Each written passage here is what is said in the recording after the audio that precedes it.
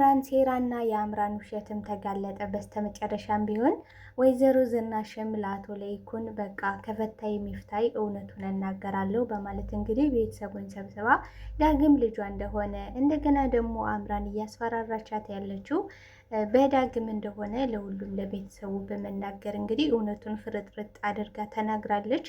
አቶ ለይኩንም በሰዓቱ ራሱን መቆጣጠር ቢያቅተውም እንዲሁም ደግሞ ዝናሽ እስከዛሬ ድረስ ለምን እንደዋሸሽ ለምን ይሄን እንዳደረገች በጥያቄ እያፋጠጣት ነው የሚገኘው።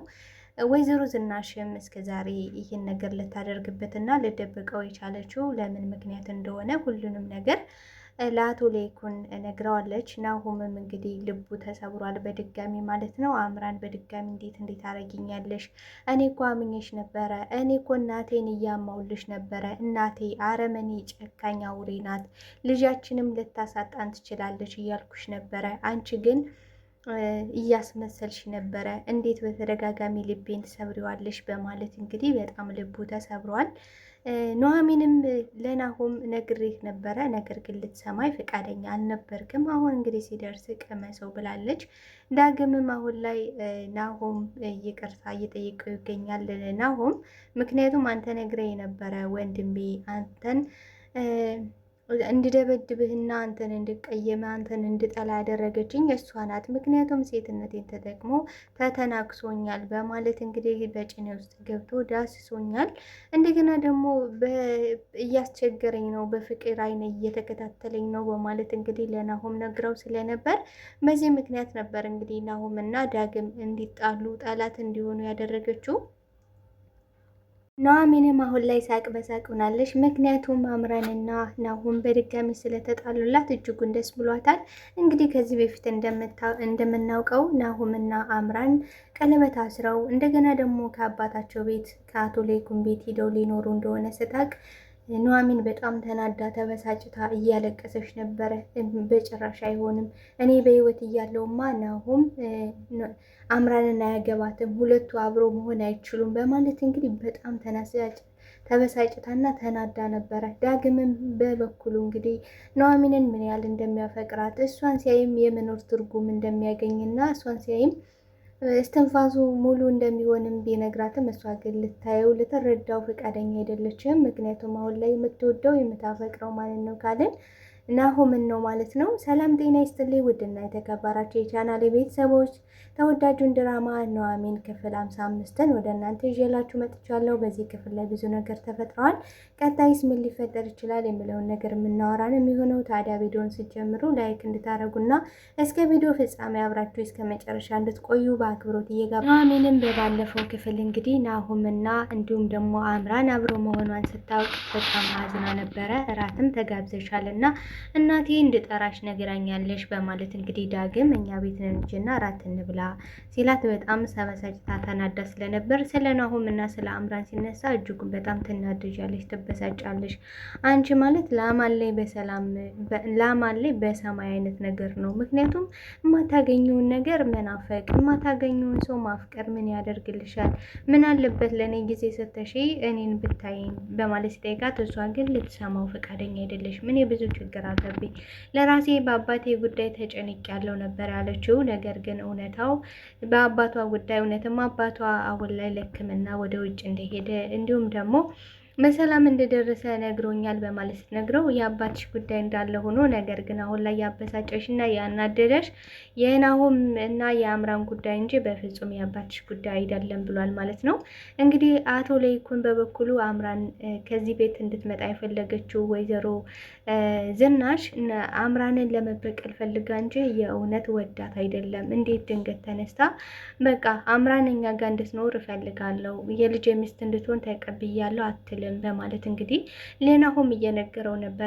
ናሆምም እማዬማ አታደርግም አይባልም፣ ምክንያቱም ከዚህ በፊት ብዙ ነገሮችን አድርጋለሽ፣ እናም እናቴ አውሬና ጨካኝ ናት በማለት እንግዲህ ለአምራን በመሄድ በቃ አንቺን ልትጎዳሽ ነው እንጂ ፈልጋሽ አይደለም። ስለዚህ ወደዛ ቤት ደግሞ ዘው ብለሽ እንድትመጭ አልፈልግም፣ ከሆነ ደግሞ በክብር ተሞሽረሽ እጅሽን ይዤ ነው እንጂ ወደዛ ቤት የምትገቢው በጭራሽ እንደዚህ ሆነሽ ሻንጣሽን ጠቅለሽ እንድትገቢ አልፈልግም ብሏት ነበረ።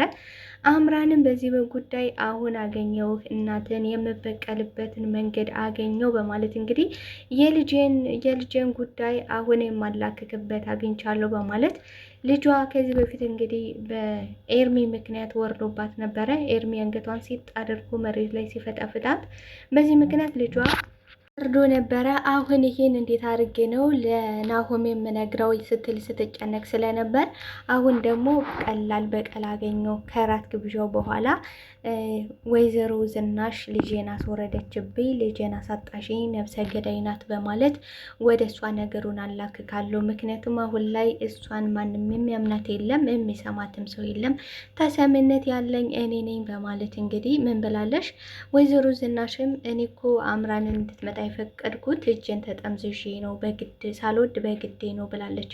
አቶ ለይኩንም ለምንድን ነው ሳትወጂ በግድሽ ፈቃደኛ የሆንሽው? ማን ያስገደደሽ?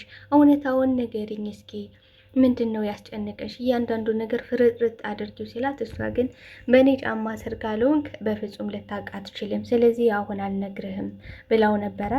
በስተ መጨረሻም እንግዲህ ወይዘሮ ዝናሽ እጅጉን በጣም ተበሳጭታ ተናዳ በቃ እራሷን በመጠጥ ደብቃ ስለነበረ ሁሉንም ነገር ዝርግፍ አድርጌ እናገራለሁ፣ በቃ ለይኩንም ከፈታይ ይፍታይ፣ በቃ ለእኔ እረፍትና ነጻነት ነው።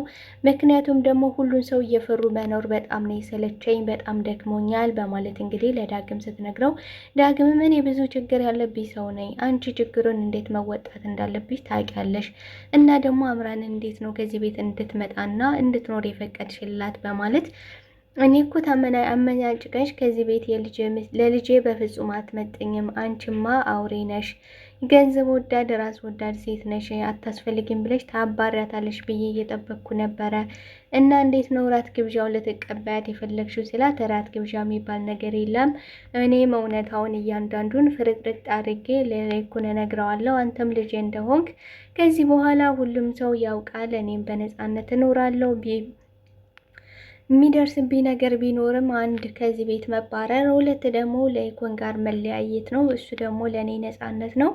ከዚህ እስር ቤት ከምኖር እንደፈለገሽ ገረዷ ሁኜ የምትፈልገው አሁን ላይ አምራን እውነት ለመናገር ወይዘሮ ዝናሽን እንደምፈልገው ሰራተኛ ትሆኛለሽ ብላታለሽ። ምግብ ስፈልግ ምግብ፣ የፈለግኩት አልጋ አስተካክይ ስልሽ አልጋ ታስተካክያለሽ፣ እንደፈለግኩ ማሽከረክርሽ እኔ ነኝ። አሁን አፍሽን ዘግተሽ መቀመጥ ብቻ ነው፣ እኔ ነኝ መሪዋ ብላለች። እንግዲህ አምራን ትልቅ ፈንጅ በእጄ ይዣለሁ፣ ስለዚህ መቼ እንዴት ላፈነዳው እንደምችል አታቂም፣ ስለዚህ እኔ ምልሽን እያንዳንዷን ነገር ማድረግ አለብሽ በማለት እንግዲህ እራት እንድጠርኝ ይፈልጋለሁ። ደግሰሽ ፏፈሽ ብለሽ ፊትሽን በር አድርገሽ አዘገጃጅተሽ እንድጠብቀኝ ይፈልጋለሁ ብላት ነበረ።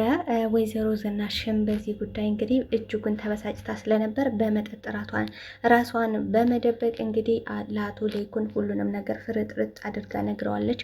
አቶ ለይኩንም እንዴት ሊሆን ቻለ እንዴት ነው በማለት እንግዲህ ማመን አቅቶታል፣ ራሱን መቆጣጠር አቅቶታል። ለምን እንደዚህ ያደረግሽ ብሎ ሲጠይቃትም አንተ ቤቴ ብለ ለስራ ደፋ ቀና ስትል እኔ ደግሞ ሌላ ሰው አፍቅሬ እኔን ትቶኛል ብዬ እያሰብኩ ነበረ እና በቃ በጣም ትልቅ ስህተት ነው የሰራሁት፣ ይቅር በላይ እባክህ ለይኩን እባክህ ይቅርታ ነው መፈለገው በማለት እየተማጸነችው ትገኛለች። አምራንም በዚህ ምክንያት እንግዲህ እያንዳንዱ ውሸቷ ተጋልጧል።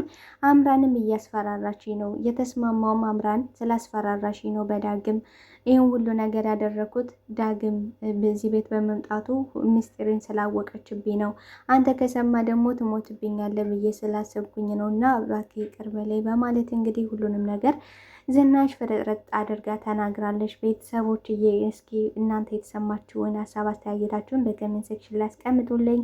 አብራችሁኝ ስለነበራችሁ ስለምታበረታቱኝ እጅግ አድርጌ አመሰግናለሁ። በቀጣይ ፓርት እስክንገናኝ ድረስ መልካም ጊዜ፣ መልካም ቆይታ። ወዳችኋለሁ ቤተሰቦችዬ። ባይ ባይ።